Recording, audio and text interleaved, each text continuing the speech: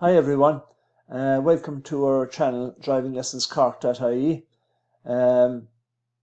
Today we're going to do a little video on handbrake usage. I often get asked about use of the handbrake in a car, so I'm just going to go through it this evening with you. If you like the video, please do click the like button, and you can subscribe to our channel as well. Click the subscribe button, and after you click the subscribe button, hit the bell notification button as well, so you get notifications of future videos from us here at drivinglessonscork.ie, where we like to make little videos on driving that help some people. Now, with regard to use of the handbrake, I'd be inclined to suggest that people should use the handbrake at red traffic lights. The reason for that is it's more secure than using the foot brake in the unfortunate event of possibly being rear-ended from behind. You're saving on your brake light bulbs if you're not using the foot brake, and at night time there'll be less glare in the eyes of the driver behind you if you're using the foot brake and not if you're using the handbrake and not the foot brake. Because at night time, as you know, with your lights on, you'd have two tail lights on showing at the back of the car. If you also have the foot brake on, then you could possibly have 3 extra red lights showing at the back of the car. That would be 5 red lights showing then at the back of the car. Quite a glare in the eyes of the driver behind you. So they're the 3 technical reasons why you have to use the handbrake, why it's suggested that you would use the handbrake at red traffic lights. The second time you might use the handbrake is obviously and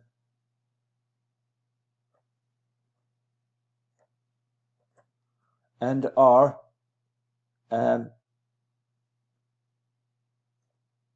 on uphill starts. So you're stopped in a hill and you want to take off on a hill. Obviously you have to use the handbrake because if you don't, the car might roll back when you go to start. Next of all, you'd use the handbrake if you're stopped for a while.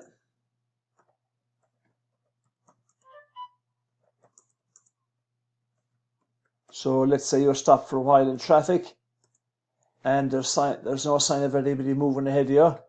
Just yank up the handbrake, and until such time as a few cars up the road start to move, you could possibly also throw the gear stick into neutral and just relax. Okay? And finally then, you would use the handbrake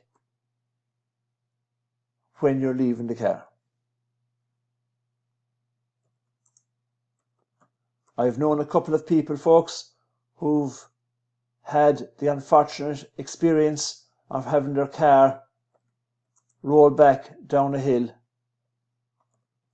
when they have left it parked on the hill.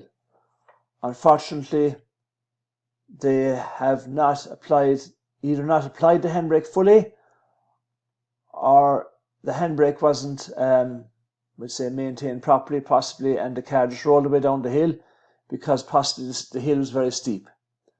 That does happen. Thank God I've heard of no one getting injured as a result of that happening, but it does happen. So folks, there you have it.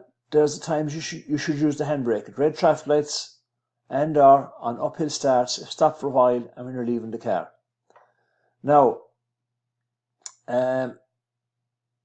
in newer cars, it's easy to use the handbrake. You just flick a switch and the handbrake is applied. Okay, that's easier in new cars. Technology is catching up with us all, and to be honest with you, I can't wait to get my next car. I hope to have that little button switch which I can just turn on to use the handbrake. The old-fashioned way of doing it, of pulling up the handbrake lever, it's more difficult in my job to teach people how to use the handbrake on hills when they have to actually physically drop the handbrake as well as work the pedals in a car doing hill starts. I feel with the new electronic handbrake, where you just switch on the button for the handbrake, it should be just much easier in a newer car that I get in future. Basically with the new electronic handbrake, it's just a case of when you want to go to take off, then you just accelerate and mind your bike point to the clutch and the handbrake goes off itself. That's all. Of course, the electronic handbrake too is of immense benefit too to people who might be driving with a mobility difficulty. When they stop, they can apply the handbrake using the button switch, and then when the handbrake goes off itself, that's much easier for these people as well. So, technology is a great thing. Anyway, folks, hopefully you liked that video. If you have any questions or comments, please do comment below this video in the comments section, and we'll try and get back to you as soon as we can. Again, if you like the video, please like this video, and you can subscribe to the channel and hit the bell notification for future notifications of such videos.